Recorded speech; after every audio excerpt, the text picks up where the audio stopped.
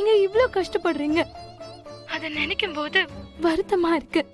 மன்னிச்சிருங்க, என்ன மன்னிச்சிருங்க அக்கா. ஏய், நீ என்ன பெரிய மனுஷன் மாதிரி பேசிக்கிட்டு இருக்க?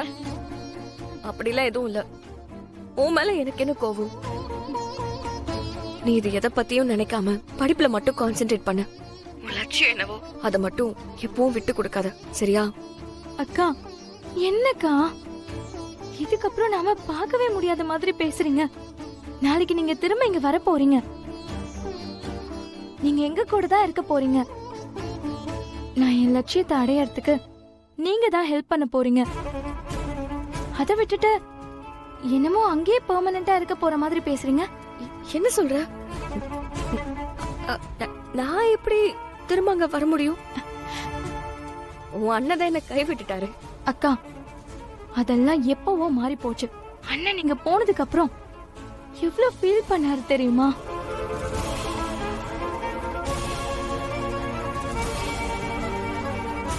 ஏற்கனவே பாண்டியண்ண வேற அண்ணனை ரொம்பவே திட்டி இருக்காரு. அப்புறம் வீட்டுக்கு வந்து அண்ணன் எங்க கிட்ட பேசும்போது பயங்கரமா எமோஷனல் ஆயிட்டாரு. உங்களை வீட்டை விட்டு அனுப்பும் போது எதுவுமே பண்ண முடியலன்னு ரொம்ப கில்ட் ஆயிருக்காரு. அதனால அவரு உங்ககிட்ட சமாதானம் பேசுறதுக்கு வர போறாரு. ஏய், நீ எதுவும் சும்மா விளையாடாத. அக்கா, நான் விளையாடலக்கா, சீரியஸா தான் சொல்றேன். சித்ரா, என்கிட்ட கூட இந்தோ, சித்ரா சொல்றது உண்மைதான். நாளைக்கு கோயிலுக்கு போறதா பொய் சொல்லிட்டு அங்க வரப்போறோம். கர்ணாவும் வேற எங்கேயோ வேலை இருக்குன்னு சொல்லிட்டு அவனும் அங்க வரப்போறான்.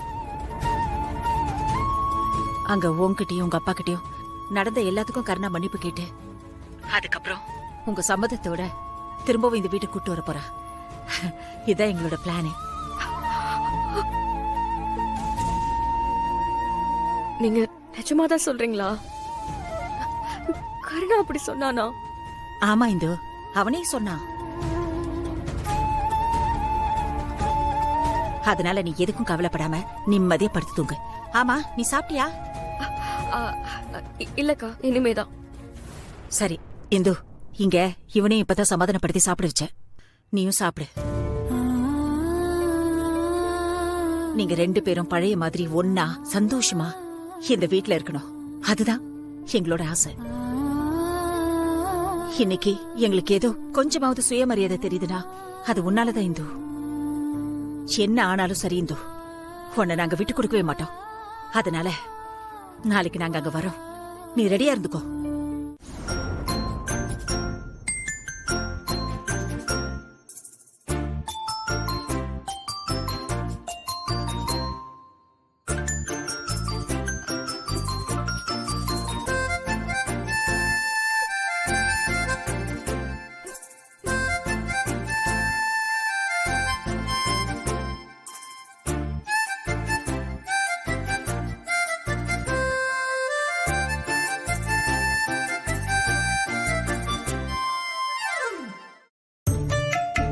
ஏய், என்ன பண்ற?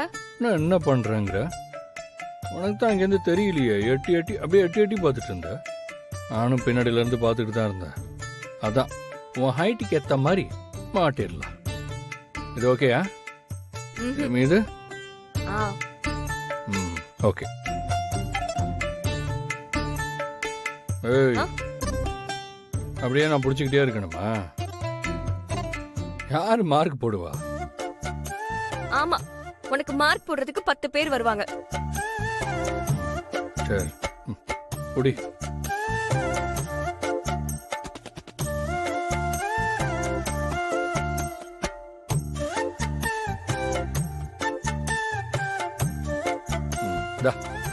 அப்படியே பிடிச்சுக்க.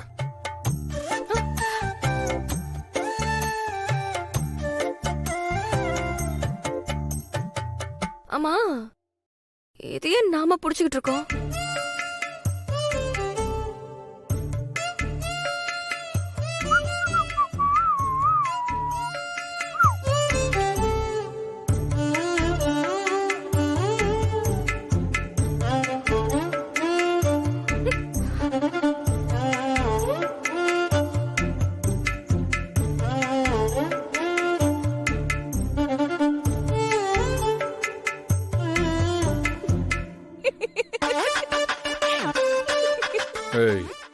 நான் சிரிப்பு.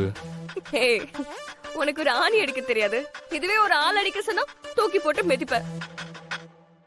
ஒரு ஆணிக்கு கையெல்லாம் நடுங்குது. ஆமாங்க மேடம், எனக்கு ஆள் அடிக்க தான் தெரியும். இந்த ஆணி எலி பாம்பெல்லாம் அடிக்க தெரியாது. எங்க நீ அடி பார்ப்போம். ஆணி அடிக்கிறதெல்லாம் பெரிய மேட்ரா? இப்ப பாரு. இல்ல இது எதுக்கு? ம். போ போ போ. ம்.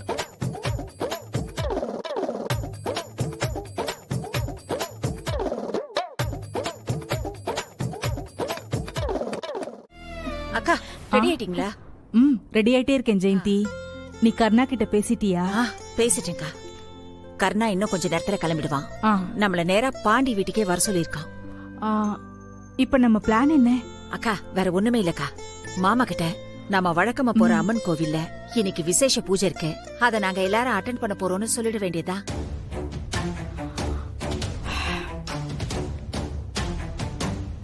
ஏய் சித்ரா, என்னாச்சு உனக்கு? நான் வந்ததுல இருந்து எது யோசிச்சுட்டே உட்காந்துட்டு இருக்க? என்ன? இல்ல சித்தி, நாம ஏற்கனவே இந்து அக்கா கிட்ட பேசிட்டோம். நம்ம போற விஷயம் அவங்களுக்கு தெரியும். ஆ, ஆனா இப்போ கர்ணன் போய் இந்து அக்கா கிட்ட மன்னிப்பு கேட்டு சம்மதிக்க வச்சுட்டான். நம்ம அப்பா கிட்டயும் சித்தப்பா கிட்டயும் என்ன சொல்லி திரும்ப இங்க கூட்டிட்டு வர்றது? நானும் நைட் ஃபுல்லா அதே தான் யோசிச்சுட்டு இருந்தேன். எனக்கு எதுவுமே தோணல. என்ன சொன்னாலும் இவங்க ஒத்துக்க போறதில்ல.